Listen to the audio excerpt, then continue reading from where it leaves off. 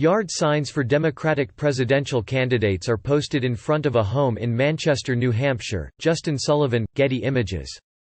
No apps. No unfamiliar voting equipment. And voters will sign in and cast their ballots on paper.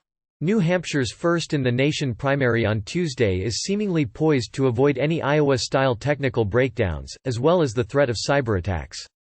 But as last Monday's bungled Democratic caucus demonstrated, any kind of election technology creates risks of glitches, outages or user errors.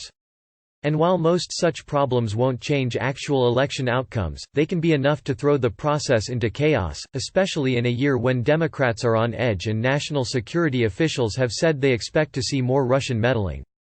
This is what to watch out for when Democrats and Republicans go to the polls on Tuesday.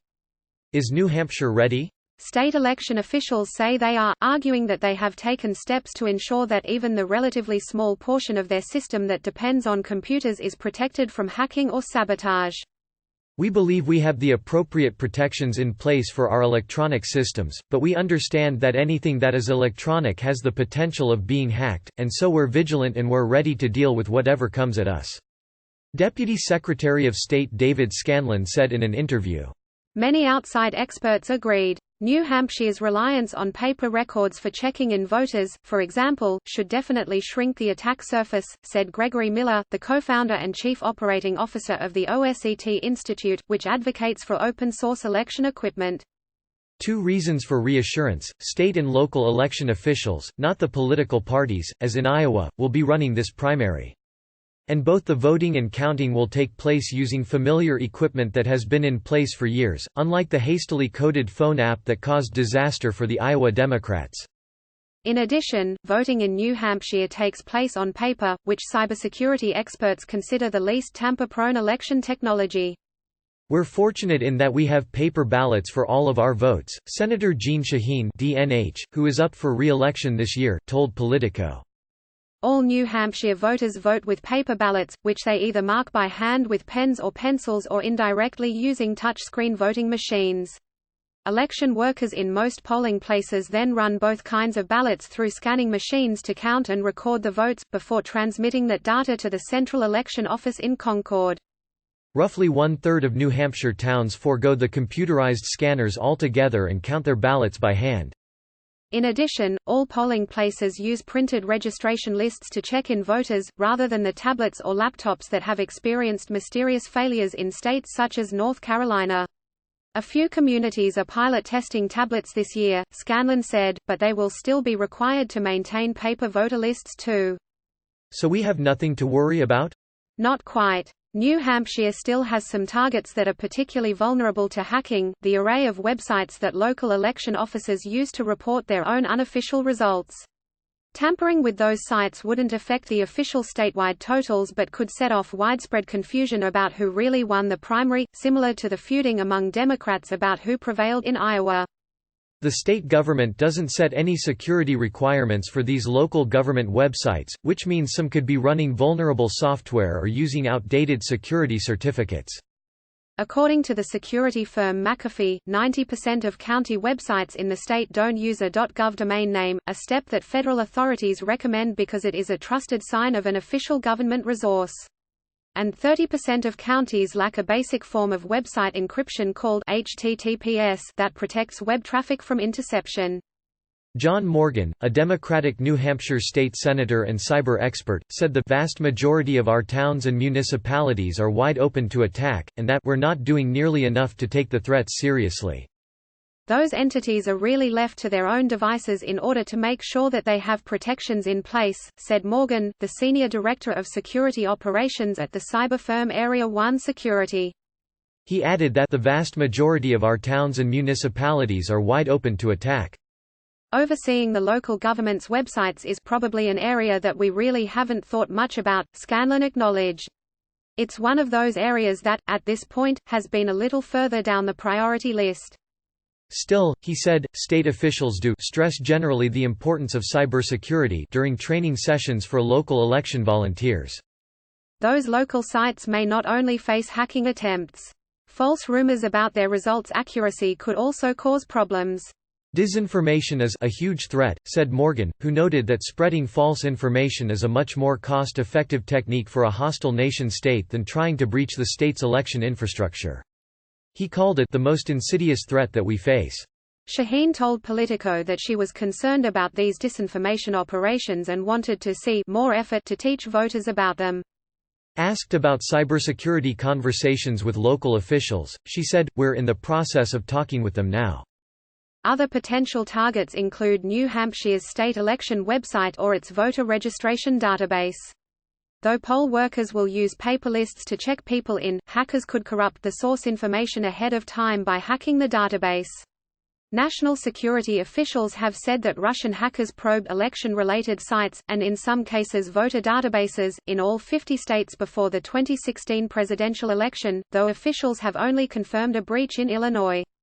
Attacks on voter registration infrastructure are definitely within the scope of what our adversaries might consider, said Dan Wallach, a computer science professor at Rice University.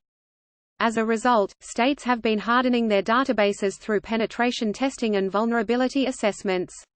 Scanlon said that New Hampshire took this issue very seriously. The state performs routine vulnerability checks on the database and conducts extensive training for people authorized to access it, who must use complex passwords and an extra security code generated by an app or a text message. On the other hand, New Hampshire is an outlier in rejecting a major election security measure that many other states have adopted. Secretary of State William Gardner has resisted activists' calls to perform post-election audits, which verify the accuracy of tabulated results by comparing them with the original paper records. What is the state doing to prepare? To help local officials conduct a secure primary, Scanlon's office conducted 6 training sessions across the state in January and hosted webinars for people unable to attend the in-person events. New Hampshire has also participated in so-called tabletop exercises run by outside experts, in which they must respond to simulated crises to test their emergency plans. If something were to happen with our electronic systems, New Hampshire would conduct its election regardless, Scanlon said, due to the availability of paper backups. We fully expect that we're going to have a good election coming up with good, solid voter turnout. New Hampshire is indeed better positioned than many other states to run a secure election, but cybersecurity experts will be closely watching several aspects of the state's infrastructure for potential problems. They also said it's not a sure thing that all poll workers would dutifully follow the state's cybersecurity training. Even with well-intentioned people, it's hard to communicate effectively all the nuances of computer security in one training session, said Duncan Buell, a computer science professor and voting security expert at the University of South Carolina, who had offered prescient warnings about potential problems with Iowa's vote reporting app. What are the biggest concerns? They include the voting machines that a minority of voters will use on Tuesday. While most New Hampshire voters will hand-mark paper ballots, the state has also deployed electronic voting machines for voters with disabilities, and those devices have drawn criticism from cyber experts after states around the country have adopted them. The machines, called ballot marking devices, let voters select their choices on a touchscreen computer, which then prints out their selections on a paper ballot. New Hampshire uses a system called One for All, a variant of the open-source Prime 3 voting system. Some cybersecurity experts have criticized ballot marking devices, saying their reliance on computer technology makes them vulnerable to hackers who could make the machines register and print the wrong choices.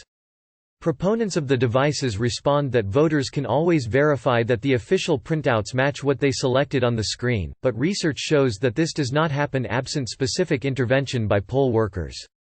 I am not comfortable that Prime 3 has been properly vetted for all security and integrity issues, said Miller. Scanlon assured Politico that his office has carefully protected the One for All devices.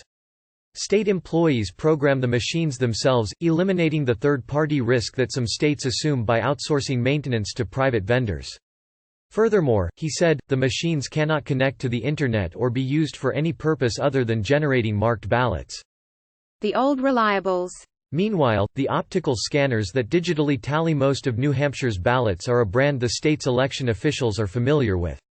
The state uses Dominion's AccuVote OS devices, which Scanlon said are fairly old but still reliable.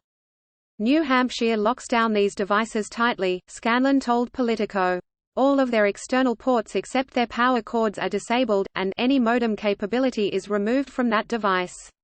New Hampshire does use an outside vendor, Salem-based LHS Associates, to program the scanners for each election, but Scanlon said LHS employees do this work on special computers that are disconnected from the Internet and from the rest of the company's network. "We rely a great deal on them," Scanlon said of LHS. "We do visit their offices occasionally, but we have a long track record of solid secure performance. And that performance goes back at least 25 years. Martin Masick contributed to this report.